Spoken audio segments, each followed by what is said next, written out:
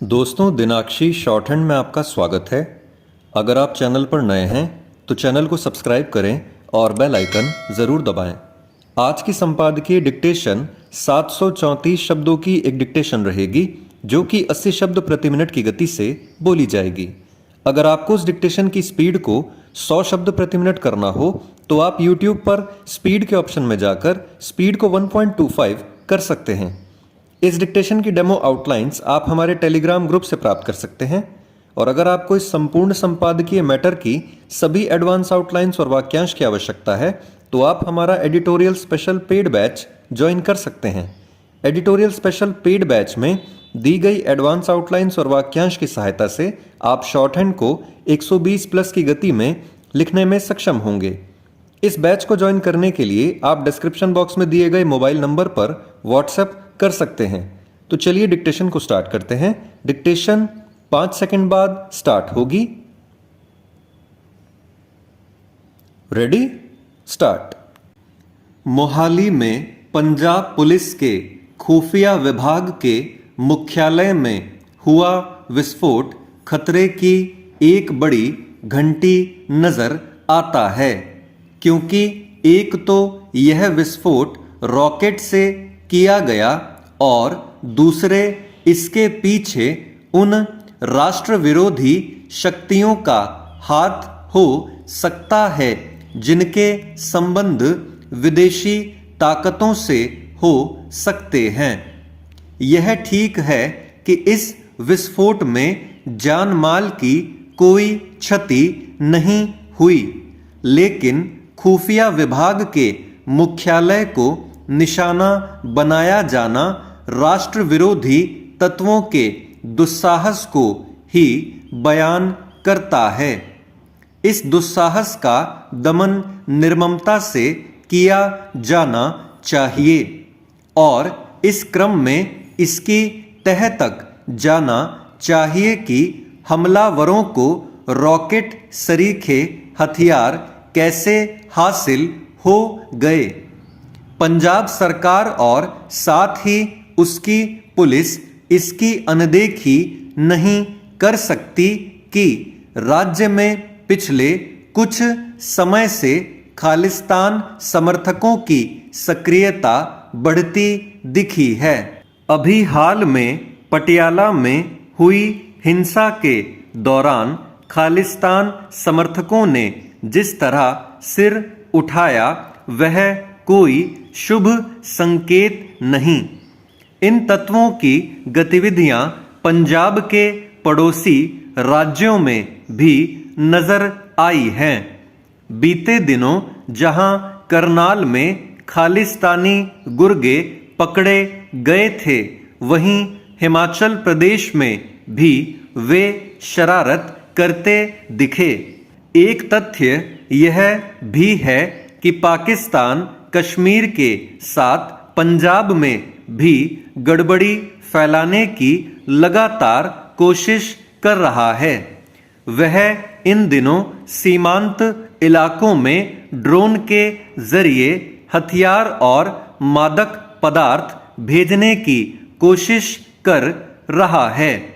अब जब पंजाब पुलिस मोहाली की घटना के पीछे किसी आतंकी गुट का हाथ होने की आशंका से इनकार नहीं कर रही, तब फिर यह जरूरी हो जाता है कि इस मामले की जांच में राष्ट्रीय जांच एजेंसी यानी NIA भी शामिल हो। इस मामले की त्वरित जांच जितनी आवश्यक है उतनी ही यह भी कि पंजाब की आंतरिक सुरक्षा पर और अधिक ध्यान दिया जाए। राष्ट्रीय सुरक्षा के लिहाज से यह अनिवार्य है कि पंजाब में उन तत्वों का दुस्साहस किसी भी स्तर पर न बढ़ने पाए जो किसी न किसी तरह देश में माहौल खराब करना चाहते हैं। इसके लिए न केवल केंद्रीय एजेंसियों को पूरी सजगता और सतर्कता बरतनी होगी, बल्कि पंजाब सरकार और उसकी पुलिस को भी अपने स्तर पर हर समय सचेत रहना होगा। यह आवश्यक है कि मोहाली में हुई घटना की जांच तेजी से हो और यह अंजाम तक भी पहुंचे। इसके पीछे जिन तत्वों का हाथ है उन्हें जल्दी से जल्दी कानून के कटघरे में लाना होगा। कानून एवं व्यवस्था को चुनौती देने वाले तत्वों पर कारगर तरीके से लगाम लगाने के लिए यह आवश्यक है कि केंद्र और राज्य की सभी एजेंसियां परस्पर सहयोग और समन्वय के साथ काम करें। चेंज हरियाणा के अंबाला में अटल कैंसर केयर सेंटर में आने वाले रोगियों को जो सुविधाएं मिलेंगी वह तो मिलेंगी ही, उनके साथ सेवा शुश्रूषा के लिए आने वाले व्यक्ति को प्रवास की सुविधा भी मिलेगी। निश्चित रूप से यह निर्णय हरियाणा के मुख्यमंत्री की संवेदनशीलता का परिचायक है। यह भी अच्छी बात है कि प्रदेश सरकार तीसरी चौथी स्टेज वाले एवं थैलेसीमिया के रोगियों को प्रति माह 2500 रुपए की आर्थिक सहायता देगी। कैंसर एवं थैलेसीमिया के रोगियों पर आने वाले व्यय के लिए भले ही यह राशि पर्याप्त न हो, लेकिन इससे उन्हें कुछ राहत तो मिलेगी ही। प्रदेश सरकार के ये कार्य प्रशंसनीय हैं। इसके साथ उसे शासकीय चिकित्सालयों की स्थिति सुधारने के बारे में भी चिंता करनी चाहिए। रेखांकित कर लें कि सरकार पर कोई आरोप नहीं लगाया जा रहा, अनुरोध किया जा रहा है। सरकार प्रयास कर भी रही है, लेकिन उसकी विवशताएं होती हैं। चिकित्सकों की संख्या पर्याप्त नहीं है, तकनीशियन की कमी है, चिकित्सा कर्मी भी अपेक्षा के अनुसार नहीं है। इसके बाद भी शासकीय चिकित्सालयों में चिकित्सा की सुविधा स्तरहीन नहीं है।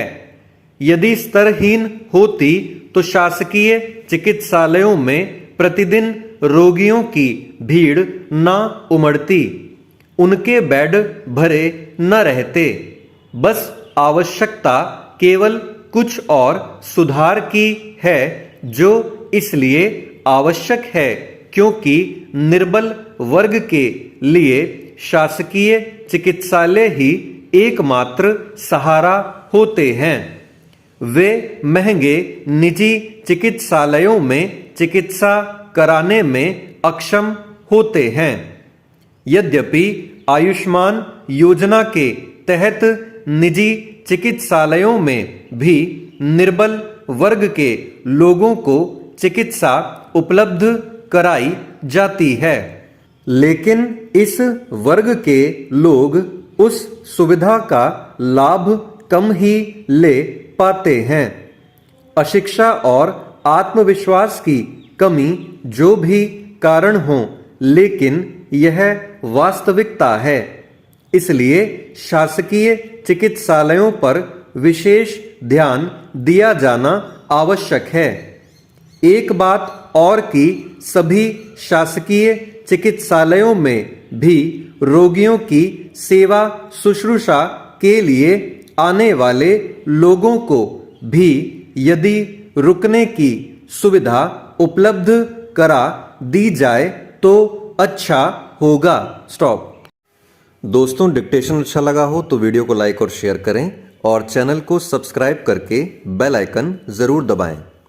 इस डिक्टेशन की आउटलाइंस आप हमारे टेलीग्राम ग्रुप से प्राप्त कर सकते हैं। तो चलिए अब आपसे अगली वीडियो में मुलाकात होगी। तब तक के लिए धन्यवाद।